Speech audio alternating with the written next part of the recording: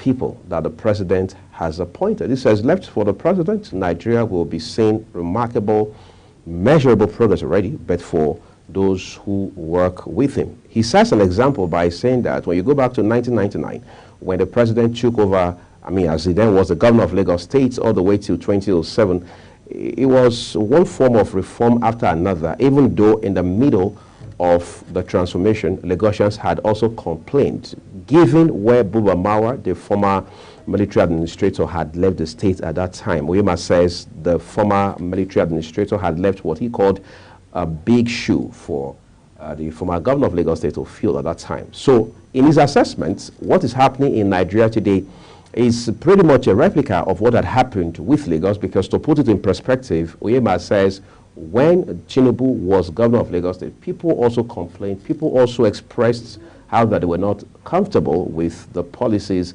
and initiatives that he had introduced at that time. And that is pretty much what is also happening today under the leadership of President Bola Tinubu. I'm joined by Chibuzo Okereke, is a public policy and legislative analyst, to help us find insights and some sense in the midst of the noise in the country right now. Chibuzo, I was going to say Happy New Week to you, but then again, I'm not sure that's a very popular thing to say, right? But welcome to the program. Thank you. Good morning, Nigerians. Yes, this is beyond, in a sense, what Alan Oyema has said. It's also about what some people think about the government and the governance of this country as it stands today. Do you share those thoughts? Well, I would say 50-50%. Let's look at the first 50. There's something Alan wanted to say that he didn't say. And you want to say that? And that's the problem I have in the country. If you go to 1999, those who are close to the government and opinion leaders like himself and business leaders, you would have had this same popular phrase: the President Obasanjo meant well for Nigeria, but the people working with him. If you come to the late President Yaradua, President Yaradua meant well for Nigeria, except those he surrounded himself with. Even under President Buhari, we have had the same thing, that this president has good intentions for the country. But those that he has appointed are the problem. And interestingly, under Jonathan and even under this President Tinubu, we are hearing the same thing. And I think that is the poverty of education of our democracy. This president himself has been frontal, right, in saying that the buck stops at my table. So I don't think anybody should make any excuse for him. But this is one president that is not probably using press to speak to Nigerians. He speaks to Nigerians whenever there is an issue. He will say the buck, when the chief of staff was attacked, with all kinds of allegations, he said, no, the buck stops on my table. I decide what happens here. This president has said, do not pity me. I asked for this job. I'm going to deliver. He has also said, be patient with me with the reforms we're implementing. If we don't do it, we'll get into a worse situation. That these reforms are going to turn out better for the country. Why I'm saying this is that we have to hold leaders accountable and call out the leader appointees where they have erred, rather than blanket the statement by saying, oh, the president meant well, but his appointees. If an appointee of Mr. President is getting it wrong, it's invariably going to affect the policy and vision of the president. So it's better to point out what is the wrong, what is the issue with a particular appointee or the office, so that you cannot separate a president from his appointee, because the appointee expresses the activities on behalf of the president. They carry out their functions on behalf of the president. Take, for instance, the ministers. I have argued that the ministers don't have any operational compass. The only thing that created the ministers are Section 147 of the Constitution. And they gave discretionary power to the president to assign duties to them. But what we have seen today is that the ministers have hijacked jobs of responsibilities of the agencies with statutory mandates that are under them. And those are career civil servants for the most part. Those are career civil, and the professionals. For instance, if you have a particular ministry, outside Ministry of FCT, Works and Co. that have different job nomenclature. Other traditional ministries are merely policy hub, policy centers, oversighting body, right? Not to operationalize. The agencies under them are a creation of the law with specific mandates, with specific powers, functions, including how those functions are to be performed. But it's not like that for the... Are you aware of any law prescribing how a minister should function? It is all according to what the president wants the person to do. So if any minister is getting it wrong, we cannot separate the president from the minister. That is one. Two is that this president has also been prominent, one of the presidents have been prominent in creating what he calls the Policy Coordination and Execution Center, and even appointed somebody to ensure that government policies systematically align to produce strategic goals. That is a step in the right direction. It was a step in the direction. The question is the office working? They have done 8 months now or more without even holding any review meeting. Maybe because of other issues within the country. But you don't stop the operational mechanism you have put in place to ensure that the policy thrust of the government is being understood by the people and the people can relate with it. Those reviews that is supposed to happen quarterly must still go on. It doesn't matter. I have argued that opposition parties or that are not the makeup of Nigeria. There are Nigerians that are expecting good governance, expecting accountability from the government. Therefore, government must continue to work irrespective of whatever the opposition thinks, to at least give account to citizens, right? Then the next, the third thing is this issue about focus on the presidency. You see, the president himself has done a lot of intervention with the subnationals regarding the subsidy removal program to make sure that the subnationals are able to handle their people. And that is what I find, wrong in our governance structure. Nobody is calling a governor today. I met somebody that is selling fresh juice, and he gave me a price of the jar. I asked why. He said it's Tinubu that caused it. You can imagine. So nobody thinks that a governor is responsible for anything except parties. Nobody thinks that a local government chairman is responsible for anything. A commissioner should be accountable, or head of agency at the state level. All those interventions given by federal government to subnational, who is interested in how they have been administered?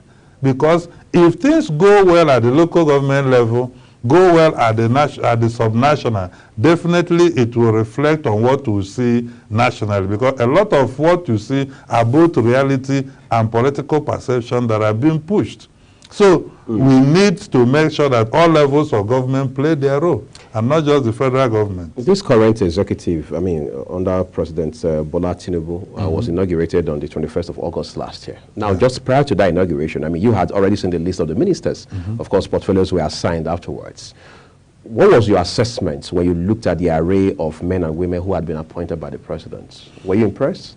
Well, you see, we look at individuals a lot. Yes, the quality of the personality of individual and their own understanding of what the vision is and the capacity they bring is very important. But the system is more important than those individuals. That is what I tell you. I gave you an example. If a budget of a particular ministry, for instance, is 200 billion, how much of that budget is domiciled at the headquarters where they are just to oversee? Today, you have 80% or 70% of those budgets domiciled in the headquarters, while the agencies under them create as specialized bodies with capacity, with the technical know-how and department to implement, are left with nothing. And that is how not to run a government. So we must be interested when we do budgeting. We send envelopes to to the ministers and not to the agency. So we need to rework the system and do bottom up. Rather than minister being responsible for allocating envelope to agencies, let it be by needs assessment. What does this agency need to address its mandate? Where is that agency in the one that was voted previous year?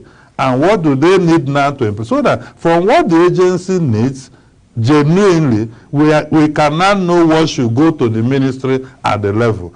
And if, because of poor resources, we are not able to allocate 100% of that, if we do 70, we know that in the next budget cycle, 30 is outstanding, while monitoring the 70 that has been allocated. So it's not much of the individuals that have been appointed, because if you insist that somebody should work and the person doesn't perform, it will show. For instance, among the ministers, Nigerians know those who have gone to sleep. I don't need to make that assessment for them. Even the president is aware, those who have gone to sleep. In a democracy where you had this kind of election, definitely there will be both technocrats and a politically engineered appointment. But it is how the system is designed to make sure, irrespective of whether you're a technocrat or you are, because you may have been considered due to political variables, but it doesn't mean that you are not, you don't have capacity or qualification to be in that position. So it is now how the system is designed to ensure that whatever is in your handed over to you, you drive it to give Nigerians result. For instance, if any minister is not able to show Nigerians a roadmap that he has developed in the last 8 months that aligns with the renewed hope agenda of the president, that minister should be shown the way out, because the person is just maintaining the status quo. He is not bringing innovation and creativity. Those who are changing things, we could see them. We'll see what the Minister of Interior is doing. You don't need to be in any political party to see that today you can, from your home, apply for international passport. You can, from any state of the Federation, make changes in your name if you have gotten married or something, rather than coming to Abuja to do that. All those,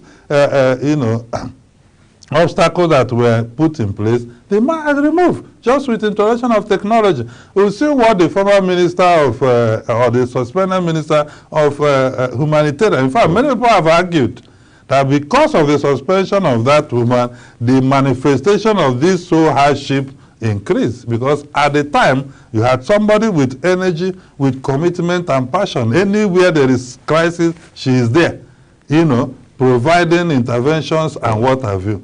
And since that office has been experiencing a kind of vacuum, we have this gap that has now resonated into what a national cry for food shortage, all kinds of problems and what have you. So you see it, you could see the Minister of FCT giving outright mandate that we will not do variation. If you're a contractor, go on site. If we have allocated land to you in urban areas and for 20 years, 10 years, you have not done anything about it, you are waiting for it to be 1 trillion before you sell it, we are taking it back. You see people clearing everywhere. So when leadership is working, you don't need a prophet to interpret it. You will see the effect. The ministers who are also sleeping, we can see them. Are they sleeping in literal terms, or that's just in the manner of No, they are sleeping both in literal terms and in figurative, because we have not heard about them. We don't know what that means. The ministry is pursuing. We don't know what, we don't know their roadmap. We are not even seeing the minister itself speak to Nigerians on anything. So they are there, and we know them. And according to you, they are sleeping. They are sleeping, of course. And we don't need anybody to sleep at this time. True. At all. We don't need it. And the interesting thing is, these were the same people who had been nominated by the president, sent to the Senate for screening. And last time we checked, none of them slept throughout the screening process. Even all through the inauguration, they didn't sleep. But now that, according to you, they are sleeping when they should be working, it's very concerning. But then again, the president made clear, very clear during the inauguration, that there will be periodic assessments, that those who have not been able to perform up to the benchmark, whatever that is, for the government, they will be shown the way out. And in the words of the president, you have to leave us. And I'm sure we're close to that, because at the end of 1 year in office, there's a pretty good chance President Tinubu will do an assessment and decide those who stay and those who have to go.